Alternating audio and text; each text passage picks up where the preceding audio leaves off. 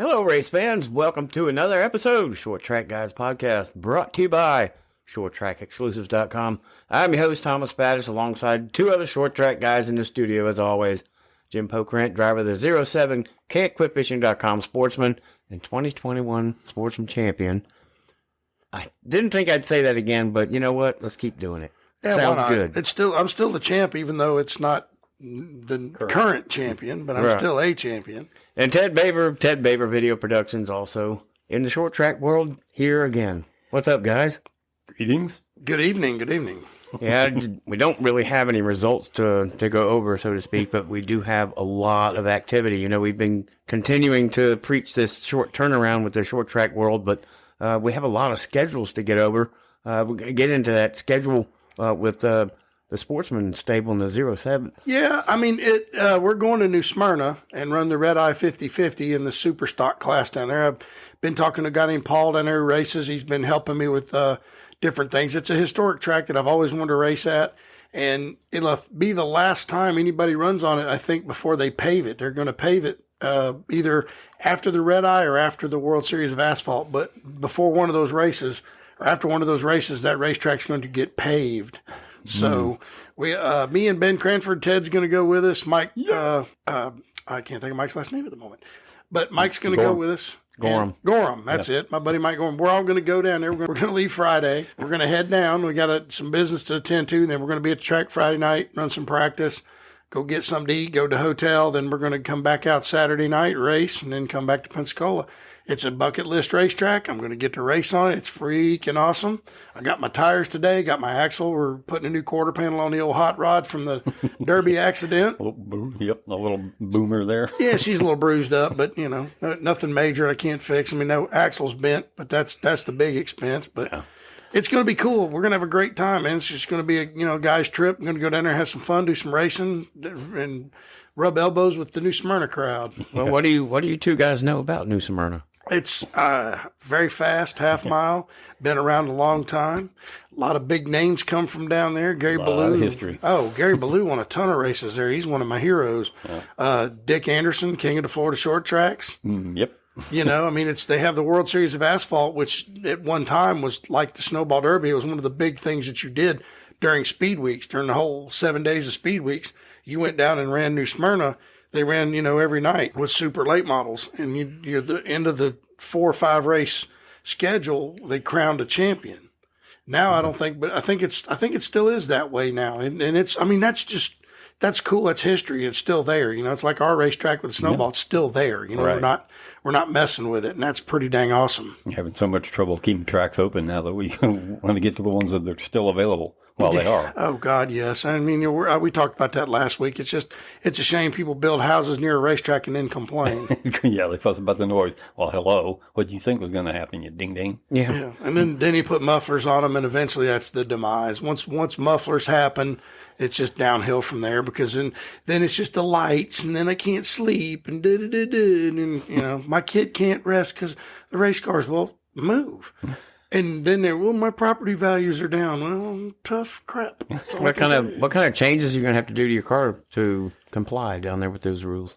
Not hardly anything at all, really. I've read the rule book, and it's pretty much 602s, 2 barrels, stock transmissions. Same. We can run a 9-inch rear end if you want to. We're just going to run a 7.5 with our Moser axles, but not a whole lot at all. I'm not changing really anything. And I talked to John Ruth, my setup guru, and he said, man, don't change anything. Go down and try it. If you know if it's tight, you know how to loosen it up. If it's loose, you know how to tighten it up. Yep.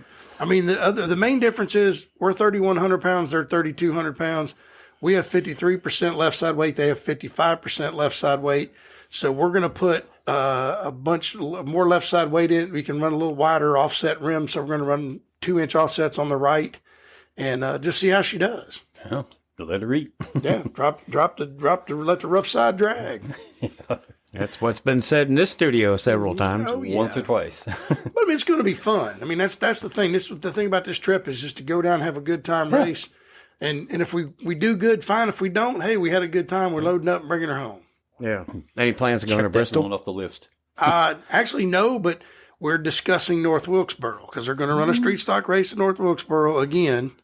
We're going to have to come up with some 10-inch wheels because they run late model takeoffs. But I've seen them 5 3/4, 10-inch wide reels. I saw some the other day. I'm going to have to get some if we're going to do it. But Ben and I talked about it. He said, I want to be in North Wilkesboro. I want to take 2 cars. So we're gonna go see. I mean, that would be a blast. I think that would be, get that part place. of the dumpster list there. I'm going to kill one of them in 2 weeks in New Smyrna, and the next one's going to be North Wilkesboro, and then Bristol comes up. I would just love to go watch Bristol. And like I said, we need to go to that Stars Late Model Championship race in Nashville. We need to make a plan to go up there and go to that race. I think the 3 of us would be. That's going to be just totally cool. Yeah, Awesome. Totally cool. Do a live remote.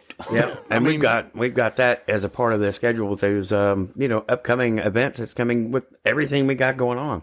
Yep. And we're going to start really with the Stars Tour, March 11th here locally in our backyard. 200 laps. We're going to see some of the same caliber drivers, if not some of the same that come here in March that were here just in December. Right. Yep. Yeah. Yep. Going to be a good show. And hopefully we'll have one of them local guys, we like to call them, come out on top at the end of the season. Yeah. Oh, and speaking of, well, he's not a local, but he's won our championship several times. What about Casey Roderick? Oh, yeah. You got himself a good deal. Oh, man. Driving that number 81 super late model with a platinum sponsor, got money behind him, and a Anthony Campy Racing that's won a lot of races this past year. Yep. And, oh, man, and their super program hasn't been all that great. They've won races, but, man, with that guy behind the wheel. And, Ted, I think they've got somebody in that pro, too. Yeah, Katie Hedinger in the pro late is also coming Oh, up. that young lady. Yeah, I've been reading a little bit on her. She's pretty good. So that ought to be very interesting to see. And, William Sawalitz, we heard news that he got picked up by Joe Gibbs Racing. Congratulations to that They're young getting man. a good one there. Oh, man. Being an 18 car in the Arkham Menard series. Yeah. Yep, full time. So, congrats. I knew, I told my brothers, I was like, this 15-year-old kid's going to go somewhere. He's 16 now. Right. 16. But he's 15 or 16. But he's winning all these races. And he was in the 18, the 81 in that stable. So, and he's also been with Donnie Wilson. He's won races, and look where he's going now. So there's a championship in his future for sure. Minnesota Missile strikes again. Yes. And also he drove for Setzer some this year too. And he could have won the Cars Tour Championship. I think the Pro Late Model Cars Tour Championship if he hadn't got hurt. Right, yeah. Because that cost him the championship because he had to sit out the last race. And then he sit out the Derby. I don't know if I could do that. Head injury, no head injury. I've already banged my head enough. I'd probably get in and race anyway if I had a chance to run a late model. But, and just in true fashion, Donnie Wilson's cars ran well. Right. But they missed Sawalitz in that car. Oh, yeah. I guarantee you that kid would have had a shot. But, I mean, he's got incredible feel, and the kid just can flat drive. And I think that's neat. And like I said, man, just seeing the 81 car with our boy in it, man, that's going to be cool, man. Casey Roderick is a hell of a talent. I mean, he got a chance to run a Busch car Xfinity car and did pretty well in it. But he just doesn't have the money to walk in and write him a check, and that's all they care about now. Just right. Yeah, where's the next check coming from? Because we're not going to put you on a car unless you write us a check. Yeah, it's all about money, isn't it? Bottom line, everything we walk around, the bottom line is just all about money.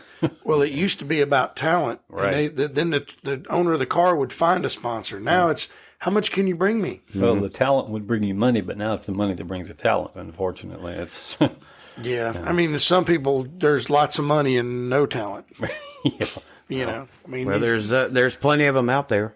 It's like everything else we're looking around in sports. It gets bigger and bigger every year.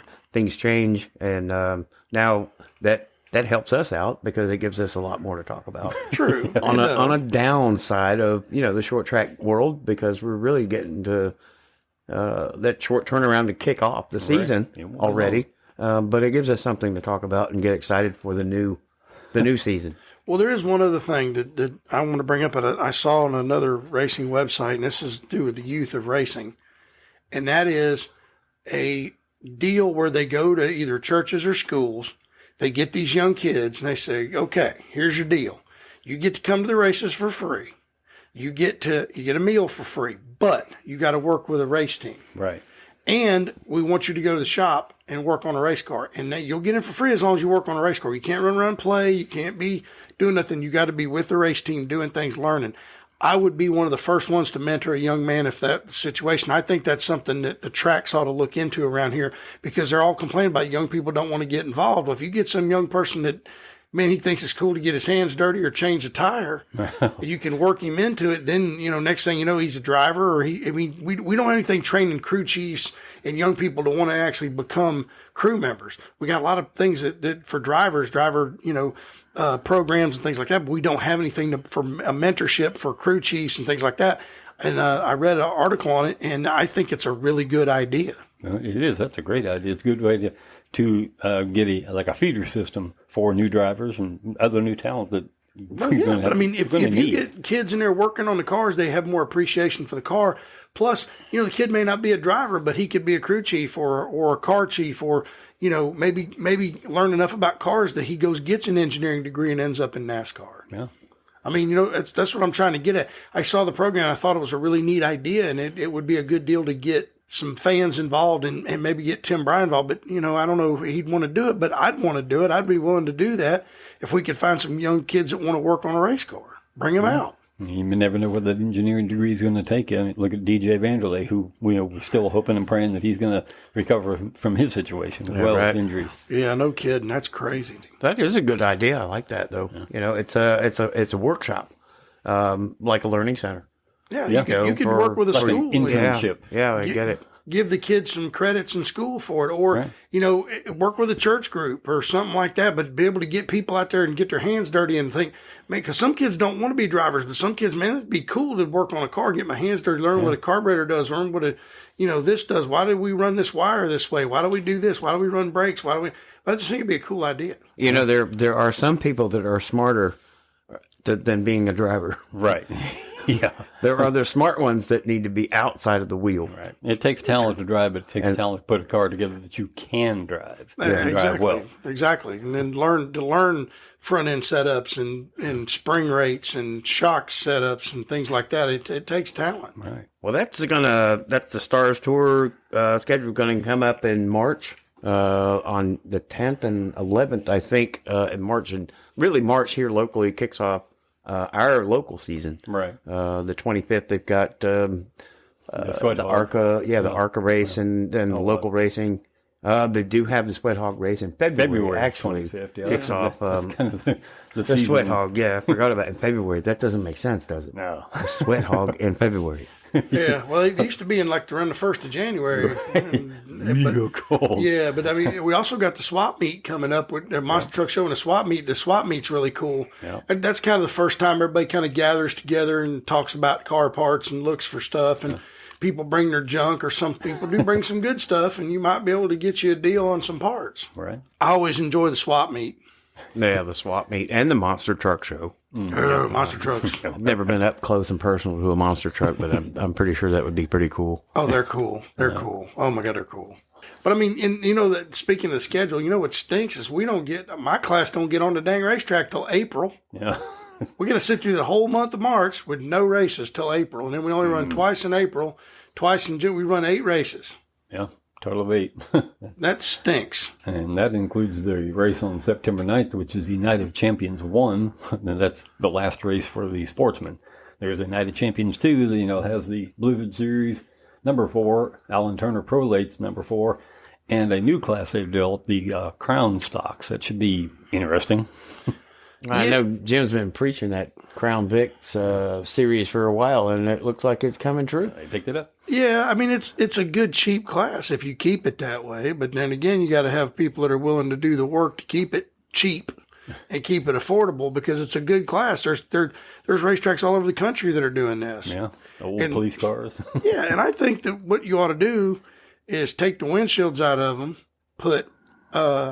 you can put a piece of Lexan if you want, or you can run a screen and run them on dirt and asphalt and offer a $200 bonus for the guy that wins dirt and asphalt in the same weekend. Right. Wow. Yeah. You know what I mean? You could do that, and you'd bring a bunch of them over from dirt because they'd want to, that's $200, and get a chance to win and pay the classes decent. Right. My buddy Ben Cranford's trying to work out some deals for sportsmen and pure stock, try to bring those classes back to where the drivers can afford to race, and also makes the cars more affordable and make the racing better. So we'll see what happens. There's some rules changes coming. I'm not going to talk about them in this one. We'll talk about them after the first of the year once they're actually published. But there are some rules changes coming for Sportsman and Pure Stock. Get some of them out of the shops and out of the barns and on the track. Yeah, exactly.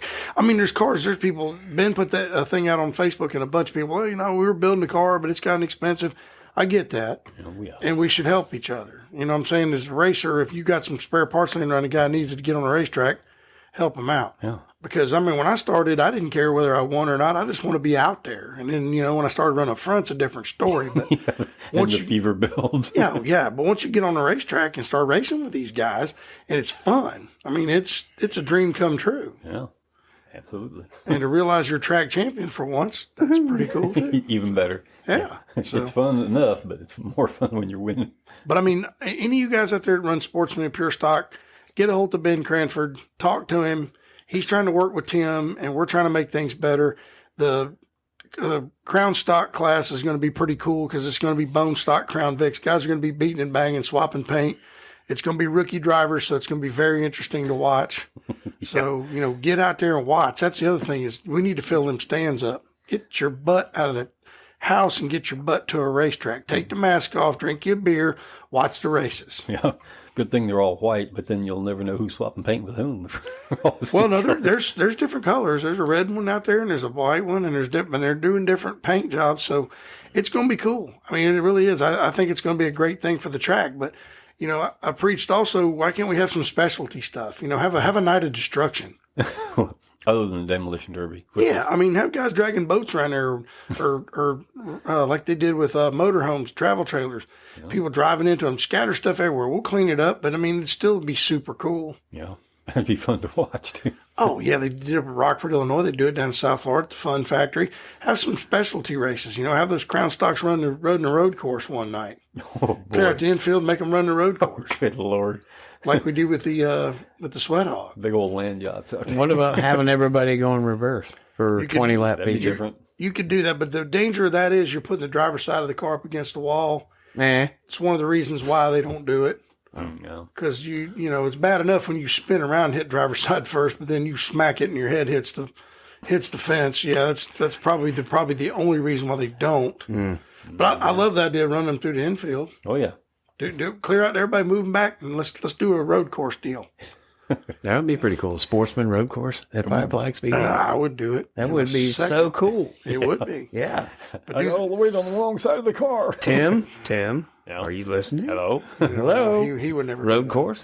Pure Stocks would put on a great show in the road course too. Yeah. A lot of carnage, I'm sure. Yeah, that's what I'm saying. The Sweat Hog's fun to watch anyway because it's beating and banging and swapping, spinning each other out, things like that. Rolling over completely and still winning the race. Yeah, Stevie did that, didn't he? He did. Then he rolled it again at the Pensacola dirt track, and that was the end of that car. They didn't roll it back over, and it wouldn't run. So yeah, he finished it off finally. Well, that might be okay because that car was a little more equal than some of the others out there, I think.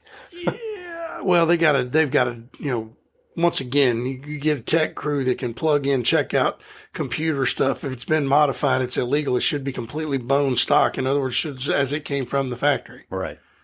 But yeah, well, that will go with the Stars Tour and the Five Flags Speedway schedule. Really, kind of going together with everything that's starting actually at New Smyrna. With Jim and his Sportsman, and good luck with that trip down there. We're going to probably, catch up before that happens.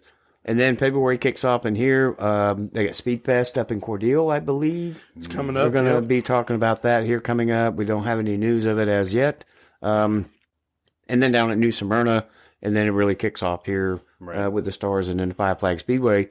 One thing that we're going to bring up by following that is the SRX series, and I'm kind of drawing a tear in my eye. Seeing the schedule that came out, the SRX series, the Superstars, not going to be in Pensacola at Five Flags Speedway this year. We had made maybe opinions that they might do it alternatively, maybe every 3 years or 4 years.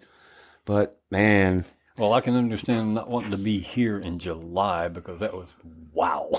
That was brutally hot. Oh, it was awful. Yeah. I mean, even standing around, you just sweated. Yes. Those days you're standing outside and you're just soaking wet all of a sudden. How the hell's that? Standing in a puddle. Yeah, I mean, people were melting. I mean, the ambulance crew was the busiest it's ever been at that place because they were just picking people up off the ground. You know, people just blacking out. Yeah. But they filled the grandstands. Oh, yeah. It was good racing, too. Yeah, it was excellent racing. And the whole story that we went over, I think, podcast after that week about Castro Neves and his story about him coming to Victory Lane and how all that happened. Oh, yeah, the backstory on that was amazing. You know, he wasn't going to be here, didn't have a car, and all of a sudden he did. Well, he was getting on the plane when he called Don Hawk and said, "You got a car for me? Why? I'm coming to Pensacola." Yeah, we'll get a car for you. Come on down. And he ends up winning it. But, you know, our hero, won his heat and had to go to the back during the feature, finished in the top 5 in the second heat, and then had to go to the back and drove all the way up to second, putting Ryan Newman in the fence on the last lap, which I loved it. Yeah. I mean, you gained a lot more respect with that. Yeah, but Bubba Pollard was the man that night. There's no doubt in my mind, no flat tire. There's no climbing the fence of Mr. Castro Neves. It's Bubba Pollard in Victory Lane. He had a putter there. Yeah, buddy. Yeah, well, sadly, they won't be here at Five Flag Speedway. They do kick off the season. Now, I have to make an announcement there. I know it's public, but they are moving to ESPN on Thursday night and bringing back Thursday Night Thunder, right, which will ring a lot of bells for people that were with Speed TV back in the day with Bob Jenkins, and the crew. They're going to start off on Thursday nights on ESPN July 13th at Stafford Motor Speedway. They'll go to Thunder Road Speed Bowl, Motor Mile Speedway, Berlin Raceway, Eldora, and Lucas Oil to round out the season. Wow. So we won't see them this year at Five Flags, but man, we were there. We witnessed what happened last year here at Five Flags with the SRX series, and it was great. I hope they come back, and maybe they will. Jim's right. Yeah. Well, I mean, Eldora, gee, I wonder why they're going there. Could it be part of the owner of the SR Series? Owns that racetrack, maybe? Tony Stewart? Could be, kind of fun. Well, NASCAR took away his Truck Series race because of the SRX Series. I'm 99.9% sure that's why, because Eldora put on one of the best truck shows there was, and packed house, money, and NASCAR pulls it and takes it over to Knoxville. Really? Whatever. Yeah, that's because Tony Stewart started the SRX Series and it pissed him off. And not to get on the NASCAR subject, but one thing that I did see, a lot of the owners, the RTA or whatever they are, had told NASCAR, well, we're thinking about running some outlaw off-season races on our own. Yeah. That would be interesting. But I think it's just a threat to make NASCAR give the teams more money for TV rights. But still, that would be cool. I mean, if they'd run some outlaw races. Yeah. That'd be great. Back in the day, if you did that with NASCAR, they took points away from you. I mean, Bobby Allison and them got caught several times running different racetracks, and it was the outlaw NASCAR race. NASCAR went, "Oh, really? You want to do that? Well, let's fine you about 150 points. No championship for you." Yeah. Well, I mean, we had some NASCAR drivers at the Derby this year too, so they're already running maybe not an outlaw race. Well, late models they can do that, but I mean, I'm talking about actually taking a Cup car, taking it to a racetrack that's not NASCAR sanctioned and running a race.